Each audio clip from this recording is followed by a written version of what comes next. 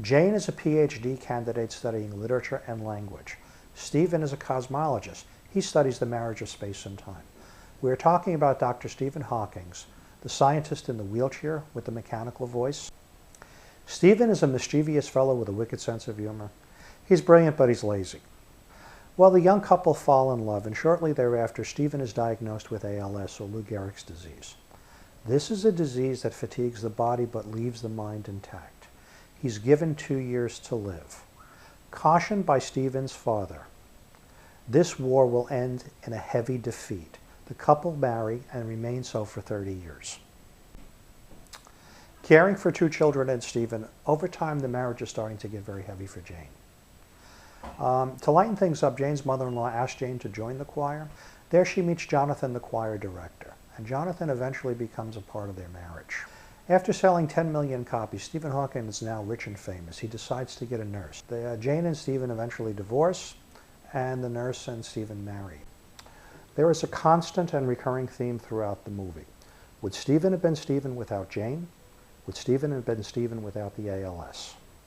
Are we all not who we are because of the people we have met and the challenges that we have faced? The film is not written as tightly as A Brilliant Mind, but it is well written and extremely well acted. James Marsh is the director, and he gives the film a period piece feel. He tells the story of a loving relationship from its beginning to demise to its rebirth. He does so with the use of flashbacks and Super 8 cameras, because let us remember, this is a film about time. What black hole theory is about is the reversal of time. It's about winding back the clock. Marsh uses a series of metaphors to accomplish this. The most interesting one was the maypole dance between Stephen and Jane, filmed brilliantly against the English countryside. Felicity Jones plays Jane Hawking, the dutiful wife, the caregiver, the nurturer of Stephen.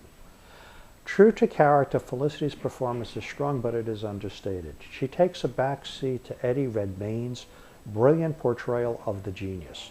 The characters in the middle, the family, the friends, the colleagues, or be them English, are lively, funny, and smart. Eddie Redmayne shows the full evolution of Stephen Hawking, from a willowy college student right through the progression of his illness. He's got Stephen pegged from the raise of his eyebrows all the way down to his shoelaces. Redmayne convincingly plays Stephen in his contorted body with all of its twists and turns. Through his dirty glasses, we can see the brilliance of Stephen's mind, but we can also see that mischievous little boy whose charm never fades. The movie has yet to be released, but it is already receiving Oscar buzz, and that buzz is well deserved. It is an unconventional love story about unconventional people, and that in itself is interesting. However, what the hype is really about are the performances, specifically that of Eddie Redmayne.